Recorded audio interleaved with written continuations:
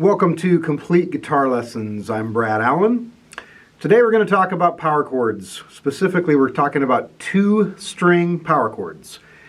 And when people refer to power chords on the guitar, this is primarily what they're talking about. All right, so what we got here, we have the 6th and the 5th string. That's where we're going to start. What I recommend is starting in about the middle of the guitar. Start on the 5th fret, so that's the 2nd dot. You're going to start with your 1st finger on the 6th string, and then you go down 1 string to the 5th string, and you go over 2 frets, so that's going to be on the 7th fret. Notice there's 1 fret in between them, and that's your basic power chord shape. You're going to play those strings with the other hand, just those 2 strings. Okay? And then what I would recommend is learn to move that around the guitar just on those 2 strings initially. You may not be able to play in the very lowest position of the guitar because the frets are so far apart, but a good place to start again is just right in the middle on maybe the 5th fret.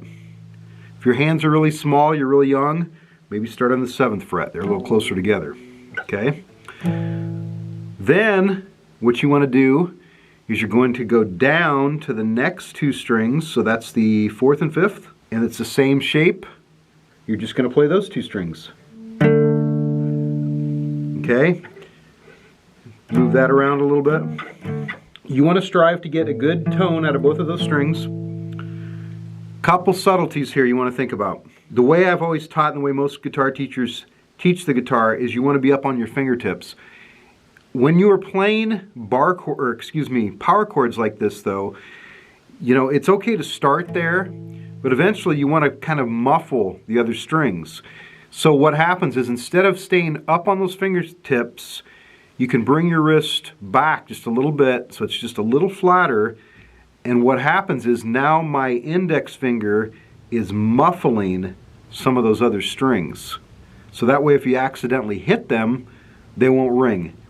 The same thing is happening with my ring finger. It's actually muffling the next string down.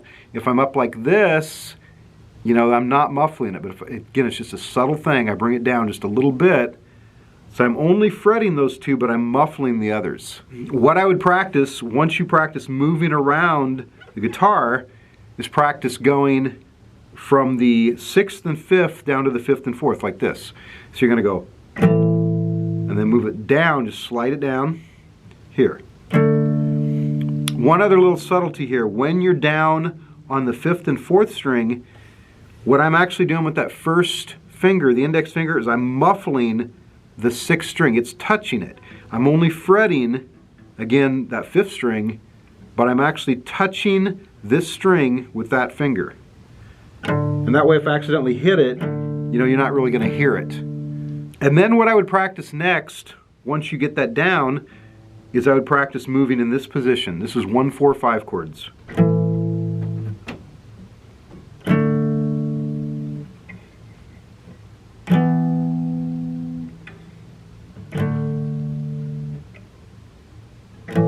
Watch again, straight down, over 2 frets on the same string. Stay on the same string, slide back, and then back down again. So I'm starting on the 6th string, down to the 5th, with that 1st finger, sliding over, again, I'm staying on the 5th string, stand on the 5th string again, sliding back to this position, and then back to the 6th string. So this is moving up and down here.